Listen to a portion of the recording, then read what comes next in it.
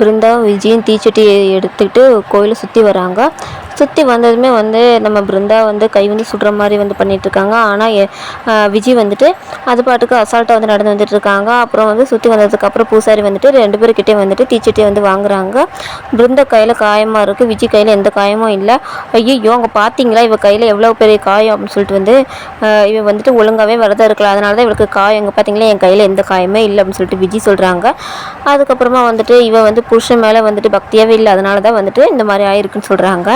உடனே இதெல்லாம் கேட்டுட்டு நம்ம வள்ளி அப்படி யோசிச்சுருக்காங்க. உடனே மாறன் சிரிக்கிறாங்க. ஏன் சிரிக்கிறேன் மச்சான் அப்படின்னு சொல்லி கேட்கும்போது பூசாரி நீங்களே சொல்லுங்க அப்படின்னு சொல்லிட்டு சொல்கிறாங்க மாறன். உடனே பூசாரி சொல்கிறாங்க, இந்த பரிகாரத்துலேயும் அந்த பொண்ணு தான் ஜெயிச்சிருக்கு, அந்த பொண்ணு தான் உண்மையான முறையில் இந்த விரதத்தை முடிச்சிருக்கோன்னு சொல்கிறாங்க.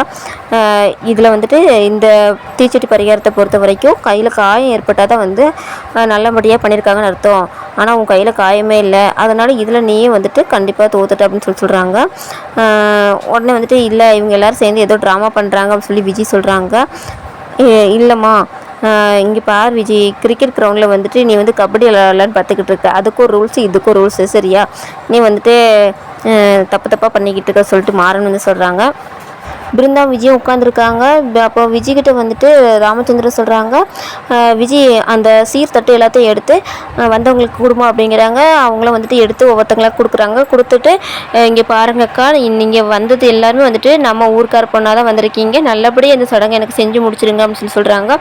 அதுதான் சிறப்பாக செஞ்சுருவோம் அப்படின்னு சொல்லிட்டு அங்கே இருக்க ஒரு லேடி சொல்கிறாங்க. அதுக்கப்புறமா பிருந்தா சொல்கிறாங்க, மாமா இங்கே பாருங்க மாமா, நான் செய்ய வேண்டியதெல்லாம் அவள் செஞ்சுக்கிட்டு இருக்கா, அந்த தாலி மட்டும் என் கழுத்துக்கு வரலன்னு வைங்களேன் அவ்வளோதான் அப்படின்னு சொல்லிட்டு பிருந்தா சொல்கிறாங்க. உடனே மாறன்னு சொல்கிறாங்க, இது நம்ம காசில் தான் வாங்கியிருக்கோம், ஏதோ நீ செய்ய வேண்டியதுக்கு பதிலாக உனக்கு பதிலாக அவள் கொடுக்குறான்னு நினச்சிக்கோ, இதை பற்றி ஃபீல் பண்ணாத, தாலி கண்டிப்பாக உனக்கு தான் சேரும் அப்படின்னு சொல்லிட்டு மாறன்னு சொல்கிறாங்க. இந்த மாறனை நம்ம இன்னொரு கைவிடப்படார் அப்படின்னு சொல்கிறாங்க. அதுக்கப்புறமா சரி தாலி பிடிச்சி கோக்குற ஃபங்க்ஷன் ஆரம்பிச்சிடலாம் அப்படின்னு சொல்லிட்டு 2 பேரும் உட்காந்து இருக்காங்க. அப்போது நம்ம விஜய் அப்படியே கண்ணை மூடி சாமியை கும்பிட்டுட்டு இருக்காங்க. இவங்க எல்லாம் குடத்தை தூக்கிட்டு தண்ணி ஊற்றுறதுக்கு வர்றாங்க. விஜய் நமக்கு தான் ஊற்ற வராங்கன்னு சொல்லிட்டு பார்த்துட்டு இருக்காங்க கண்ணை மூடிட்டு. ஆனால் இவங்கெல்லாம் விஜய் பக்கத்தில் நின்றுட்டு அப்படியே பிருந்தா சைடு மாறிடுறாங்க. பிருந்தா ரொம்ப சந்தோஷமாக மாமா அப்படிங்கிறாங்க. உடனே மாறன்னு சொல்கிறாங்க, என்ன எல்லோரும் இந்த பக்கம் வராங்களா அப்படின்னு சொல்லிட்டு கேட்குறாங்க. ஆமாம் மாமா அப்படின்னு சொல்லிட்டு பிருந்தா சந்தோஷமாக இருக்கிறாங்க. அதுக்கப்புறம் பிருந்தா தலையில் தண்ணி ஊற்றுறாங்க. தண்ணி ஊற்றுமே இதை பார்த்துட்டு விஜய் ரொம்பவே கோவமாக நிறுத்துங்க அப்படின்னு சொல்லிட்டு அங்கேருந்து வர்றாங்க. என்ன சொல்லிட்டு கேட்கும்போது, இல்லை நான் தான் சட்டப்படி கார்த்திக் மச்சனோட பொண்டாட்டி அப்படி இருக்கும்போது ஊருக்கு தெரியாமல் தாலி கட்டின திருத்தனமாக தாலி கட்டின இவளுக்கு சடங்கு பண்ணிட்டு இருக்கீங்க அப்படின்னு சொல்லி கேட்குறாங்க. அதுக்கு இவ தான் நீங்கள் சொல்கிறபடி நான் விஜய் சொல்லி தான் இங்கே வந்தோம், ஆனால் சாமி சொல்கிறது வேறு, எல்லா சடங்கையும் கரெக்டாக பண்ணி முடிச்சது பிருந்தா தான், அப்படி இருக்கும்போது அந்த சடங்கை நாங்கள் பிருந்தாக்கு பண்ணால் தான் கரெக்டாக இருக்கும் அப்படின்னு சொல்லிட்டு அங்கே வந்திருக்கவங்க சொல்கிறாங்க. உடனே நீங்களும் நான் சொல்லி தானே வந்தீங்க, ஏன் இந்த மாதிரி பண்ணிகிட்ருக்கீங்க சொல்லி விஜய் கேட்குறாங்க. அப்போ இவங்களெல்லாம் காசு கொடுத்த வர வச்சியா அப்படின்னு சொல்லிட்டு மாறன் சொல்கிறாங்க. உடனே நம்ம வழி சொல்கிறாங்க, விஜய் இந்த பக்கம் வா, அவங்க பண்ணுறதை பண்ணட்டும், பிருந்தா நீ போயிட்டு சாரி மாற்றிட்டு வா அப்படிங்கிறாங்க. என்ன வழி நீயே எப்படி சொல்லிக்கிட்டு இருக்க அப்படின்னு சொல்லி ராமச்சந்திரன் கேட்குறாங்க. இல்லைண்ணா இது நம்ம பையனோட உயிர், நாமளே எல்லா பரிகாரம் பண்ணும்போது பக்கத்துலேருந்து பார்த்து தானே இந்த எல்லாத்தையும் கரெக்டாக பண்ணது பிருந்தா தானே, அதனால் பிருந்தாக்கு இந்த ஃபங்க்ஷன் நடக்கட்டும் அப்படின்னு சொல்கிறாங்க. உடனே நம்ம கண்மணி வீரா எல்லாருமே சந்தோஷமாகறாங்க. பிருந்தாவும் சாரி மாற்றிட்டு வராங்க. சாரி மாற்றிட்டு வந்ததுக்கப்புறமா இந்த தாலி பிரித்து கோருங்கன்னு சொல்லிட்டு சுமங்கலிகிட்ட கொடுக்குறாங்க. அவங்களுக்கு ஒத்து கொடுக்குறாங்க. அதுக்கப்புறமா அதை நம்ம கார்த்திகையில் கொடுத்து கட்ட சொல்கிறாங்க. அவங்களும் போட்டு விட்டு குங்குமம்லாம் வச்சு விடுறாங்க. இதை ஒரு ஓரமாக சைடில் நின்று பார்த்துக்கிட்டு விஜய் ரொம்பவே கோவமாக இருக்கிறாங்க.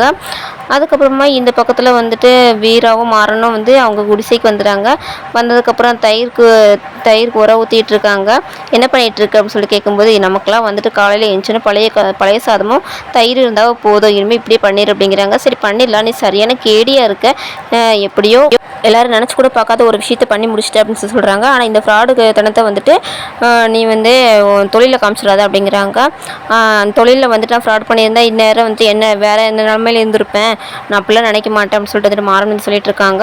அதுக்கப்புறம் அப்படி இருந்தால் சரிதான், அதான் எனக்கும் பிடிக்கும் அப்படின்னு சொல்லிட்டு வீரா சொல்கிறாங்க. சரி படுவா அப்படின்னு சொல்லும்போது அதுக்கப்புறமா வந்துட்டு மாறன் வந்து ஒரு மொபைலை பார்த்துட்டே இருக்காங்க. பார்த்து சிரிச்சிட்டு இருக்காங்க. என்ன பார்த்துட்டு இருக்கு அப்படின்னு சொல்லி கேட்கும்போது அதுவா என் மல்லியை பார்த்துட்டு இருக்கேன், அவளை வந்துட்டு இனிமேல் எப்போ பார்க்க போகிறோமோ, நீ தான் மூக்கை வேற உடச்சிட்ட பாவம் அப்படின்னு சொல்லிட்டு வந்து சொல்லிட்டு இருக்காங்க. என்ன நான் ஒன்றும் உடைக்கல, அது தானாக உடஞ்சிச்சு அப்படின்னு சொல்லிட்டு வீரா சொல்லிட்டு அப்படி சமாளித்து படுக்கிறாங்க. மறுபடியும் வந்துட்டு மாறன் வந்து அந்த மல்லிகை ஃபோட்டோவை பார்த்துட்டு இருக்காங்க. இங்கே பாரு லைட்டு வலிச்சு கண்ணு குஸ்தி இங்கே வரைக்கும் வருது, ஒழுங்காக அதை ஆஃப் பண்ணி வச்சுட்டு பாடு அப்படின்னு சொல்லி பொசசிவில் வந்து சொல்லிட்டு இருக்காங்க. ஐயோ ஒரு பொண்ணுக்கிட்ட சும்மா பேசுனதுக்கே இவ்வளோ பொசசிவாக இருக்கா, நிஜமாவே லவ் பண்ணது அவ்வளோதான் போல அப்படின்னு சொல்லிட்டு மாறன் வந்துட்டு அப்படி சிரிச்சுட்டே வந்துட்டு தூங்கிறாங்க. இதோட இந்த எபிசோட் முடிச்சிருக்காங்க. இதுக்கப்புறம் எனக்கு தெரிஞ்சுக்கணும் மறக்காம நம்ம சேனல் சப்ஸ்கிரைப் பண்ணிக்கோங்க. தேங்க்யூ.